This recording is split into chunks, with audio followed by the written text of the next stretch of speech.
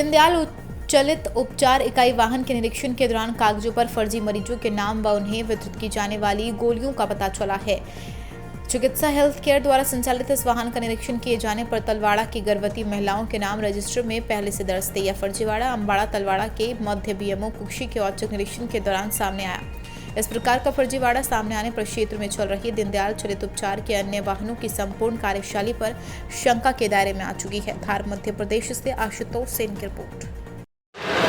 Sir, कल चलित अस्पताल वाला एक मामला सामने आया था जिसका वीडियो वायरल हुआ है। सर, क्या था पूरा मामला? मामला ये था कि मैं टीकाकरण की विजिट पर गया था। क्षेत्र से लौटते समय दीनदयाल चलित उपचार इकाई रास्ते में दिखी थी, तो रुक करके उनके कामकाज की मैंने थोड़ी जानकारी ली और 3 बजे का वक्त था। और उस समय जब मैंने ये देखा कि क्षेत्र के अंदर किस किस्म के मरीज़ मिलते हैं और कौन कौन से गांव में कौन कौन से किस्म के मरीज़ों की अधिकता देखी जाती है, और चूंकि अभी लॉकडाउन चल रहा है, सभी जगह पर प्राइवेट सेक्टर में लोगों को स्वास्थ्य सुविधा मिल नहीं रही है। और ये बहुत अच्छी बात है कि दीनदयाल चलित उपचार इकाइयाँ ऐसे समय में गाँव-गाँव में जा रही हैं।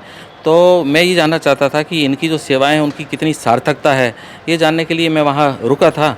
और रुकने पर मैंने ये देखा कि उन्होंने ये कहा कि बोले अब हम यहाँ से फील्ड में जा रहे हैं, एक गांव कवर करके गए हैं और आगे वाला जो गांव है तलवाड़ा, वहाँ के लिए हम जो है जा रहे हैं। मैंने कहा कि पिछले गांव के अंदर आपकी कितनी एक्टिविटी रही, कितने पेशेंट देखे, किस किस्म के मरीज़ देखे।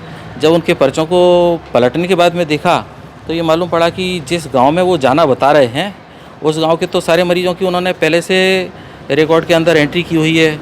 और इवन उनको गोलियाँ दवाइयाँ भी वितरण बताया। उन्होंने ये पूछा कि बोले इनको तुमने गोलियां भी बांट दी, इनके नाम तुमने दर्ज कर रखे हैं। तो मैंने कहा अभी तो तुम तलवाड़ा गए नहीं। बोले हाँ, तलवाड़ा जाने वाले हैं। जब नाम के बारे में पूछा कि ये नाम कैसे, बोले ये नाम हमने लिख लिए हैं। इसी तरह से उसी शीट के अंदर करीब 15-16 गर्भवती महिलाएं और प्रसूता महिलाओं की जो है सूची उसमें इंद्राज थी। हमारा ये देखना है कि पूरे ज़िले में भी हम जाते हैं, कहीं पर भी जिस सत्र में अगर हम हितग्राहियों को बुलाते हैं तो एक सत्र के अंदर कहीं ऐसा नहीं होता कि इतनी बड़ी संख्या के अंदर एक शॉर्ट नोटिस के ऊपर इतने सारे प्रसूताएं या गर्भवती महिलाएं आ जाएं। बार बार बुलाने के बाद में 4 या 5 जो हितग्राही आ पाते हैं, तो ये बहुत अच्छी बात है कि मैं ये मानता हूँ कि वो सफलता है उनकी कि एक सत्र में जो उनके पास में 15-16 महिलाएँ आ गईं। जब उन 15-16 महिलाओं की जानकारी मैंने ANM बेंच से पूछी तो उन्होंने कहा कि बोले ये महिलाएँ तो आई नहीं, आंगनबाड़ी कार्यकर्ताओं से उनके नाम लिख करके उसमें उन्होंने लिखे हैं। और फिर इस तरह से अगर वो जो है कार्यकर्ता फिजिकली आए नहीं और उनको उन्होंने गोलियां बांटना भी बता दिया, जबकि वो लोग उनके पास में आए नहीं, तो एक तो दवाइयों का खर्चा उन्होंने डाल दिया, सेवा उनको कुछ दी नहीं, और इस तरह से ये उसके अंदर गलत जो है एंट्री की गई है। इस तरह की गलत एंट्री किए जाने से शासन ने जिस उद्देश्य के लिए दीनदयाल चलित उपचार इकाइयों को लगाया है और जिसके लिए कि लाखों करोड़ों रुपए का भुगतान किया जा रहा है, तो दुर्भाग्य की बात है कि इतने भुगतान के बाद भी उनकी कोई सार्थकता सिद्ध हो नहीं रही है। ये जो है कल की घटना के बारे में मेरा ओपिनियन है। सर, उन लोगों के ऊपर कोई कार्रवाई हुई?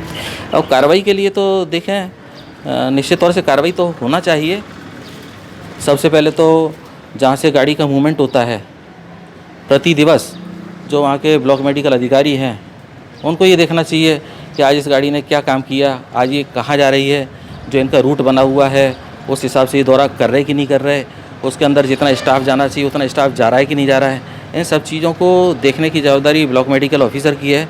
संभव है कि व्यस्तता की वजह से वो इन सब चीज़ों को नहीं देख सकते हों, लेकिन इसके अलावा उनके अधीनस्थ अधिकारी हैं, उनकी भी उतनी ही जवाबदारी बनती है, क्योंकि सब जगह पर विकासखंड चिकित्सा अधिकारी बहुत ज़्यादा व्यस्त रहते हैं। तो अन्य व्यक्तियों को भी इस चीज़ की मॉनिटरिंग करना चाहिए। और मैं ये मानता हूँ कि इसकी मॉनिटरिंग के साथ साथ अगर क्षेत्र की जनता भी इतनी जागरूक रहेगी तो इस तरह की जो बुराइयाँ जो शुरू में निश्चित तौर से एक छोटे रूप में होती हैं, आगे जा कर के फिर जो है बड़ा रूप ले लेती हैं, तो उसको प्रथम दिन से ही उनको रोका जाना चाहिए।